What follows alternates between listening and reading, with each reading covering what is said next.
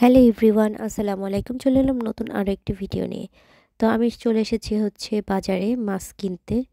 তো এই যে রূপচাঁদা মাছ, এটা কিনে নিয়ে যাব বাসায়, কারণ অনেক দিন ধরে আমার খেতে ইচ্ছা করছিল। তো এই তো কিনে নিয়ে চলে আসলাম বাসায়, আর এদিকে এই প্যাকেটটা কেটে নিচ্ছি, কারণ এই মাছগুলো হচ্ছে ফ্রোজেন মাছ, এগুলাকে ভিজিয়ে রাখতে হবে। এক প্যাকেটে এই তিনটার মতো মাছ আছে, 1 কেজি ওজনের তিনটা মাছ।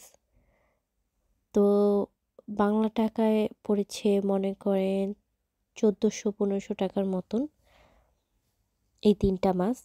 তো ভালোই, এটাকে আমি এখন ডিপ ফ্রোজ করে নেব।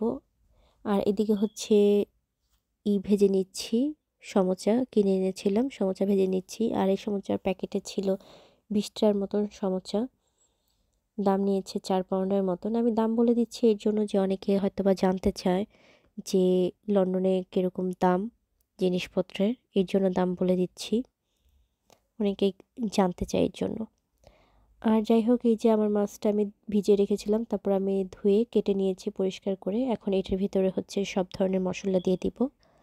হলুদের গুঁড়ো, মরিচের গুঁড়া, ধনিয়ার গুঁড়া, সব কিছু দিয়ে মেখে তারপর রেখে দিব কতক্ষণের জন্য। আর আমি আসলে মাছ ওভাবে ঠিক মতো কাটতে পারি না, যদিও এটা আসলে চেষ্টা করেছি কাটার জন্য, আম্মুকে ফোন দিয়েছি, ফোন দিয়ে তারপর শুনলাম যে কীভাবে কোন পাশে থেকে কাটতে হবে না কাটতে হবে। আর কাছে থাকলে হয়তো বা আম্মুই কেটে দিত মাছ, আমার কাটাকাটি করতে হতো না। আর আমি মাছ আসলে এখন ইদানিং পছন্দ করি, এই মাছ ভাজা টাজা হলে ভালো লাগে। আর এই তো মশলা দিয়ে মাখিয়ে তারপরে রেখে দিব আমি কিছুক্ষণের জন্য। আর মাছ কাটাটা কেমন হয়েছে অবশ্যই কমেন্টসের মাধ্যমে জানাবেন আমাকে। আর আমাকে অনেকে বলেছে যে এই মাছটা নাকি ভেজে তারপরে দো পেঁয়াজা করলে নাকি মজা হয়। তো আমি ওভাবে ট্রাই করবো আরেকদিন, কিন্তু আজকে হচ্ছে আমি এটাকে ভেজে খাবো আর কি।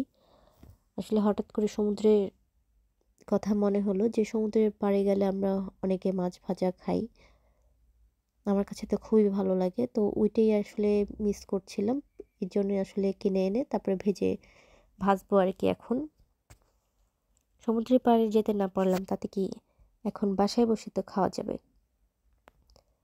তো এই তো এখন মাছটাকে উল্টে পাল্টে নেড়ে চেড়ে ভেজে নিচ্ছি। আর এদিক দিয়ে আমি আপনাদের দেখাই, এটা হচ্ছে অ্যাসপারাগাস, এটা খেতে অনেক মজা আর শরীরের জন্য অনেক ভালো। তো এটা হচ্ছে মাঝখান দিয়ে একটা টুকরা দিয়ে নিয়েছি। আর এদিকে হচ্ছে পেঁয়াজ কেটে নিয়েছিলাম, অনেকগুলা পেঁয়াজ আর কাঁচামরিচ, এগুলো হচ্ছে ওই মাছের মশলার মধ্যে মাখিয়ে তারপরে তেলের মধ্যে দিয়ে দিচ্ছি, কারণ মাছ ভাজাতে যদি পেঁয়াজ আর কাঁচামরিচ না হয় তাহলে আমার চলেই না। আর এদিকেও সেই অ্যাসপারাগাস, এটা হচ্ছে দিয়ে দিলাম। এটার ভিতরে দিব হচ্ছে আমি একটু সামান্য পরিমাণ ব্ল্যাক পেপার আর সল্ট। এটাতে হচ্ছে মানে টেস্টটা অন্যরকম আসে আর খুবই ভালো খেতে। আমি এটা প্রায়ই খাওয়ার চেষ্টা করি। আর এদিকে আমার মাছগুলো ভাজা হয়ে গেল, আর এদিকে আমার ভাত রান্নাও হয়ে গিয়েছে। যাই হোক, এখন হচ্ছে আমি খাবো। আর যাদের কাছে আমার ভিডিওটি ভালো লেগেছে তারা অবশ্যই কমেন্টসের মাধ্যমে আমাকে জানাবেন। আর এই মাছটা কিভাবে খেলে ভালো হয় সেটাও আমাকে কমেন্টসের মাধ্যমে জানাবেন, আপনারা কিভাবে খান আর কি।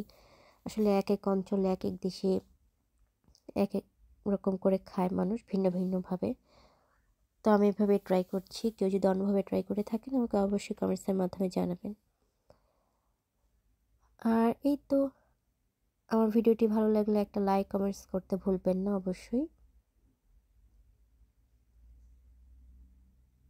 আর এই যে আমার অ্যাসপারাগাসগুলো হয়ে গিয়েছে রান্না, রান্না না অ্যাকচুয়ালি ভাজা। তো এখন এটা খাবো আমি গরম গরম ভাতের সাথে, ও সেই স্বাদ। আর এদিকে আমার মাছ ভাজা, আনাম মাছ ভেজেছি। মানে অনেকে আছে যে মাঝখানে টুকরা দেয়, কিন্তু আমার মানে ভালো লাগে মাছ ভাজা, তাই আমি আনাম মাছটাই ভেজেছি। এই দেখেন কতটা সুন্দর লাগছে। সব ভালো থাকবেন, সুস্থ থাকবেন। আমি এখন বিদায় নিচ্ছি। Tata, bye bye, thanks for today.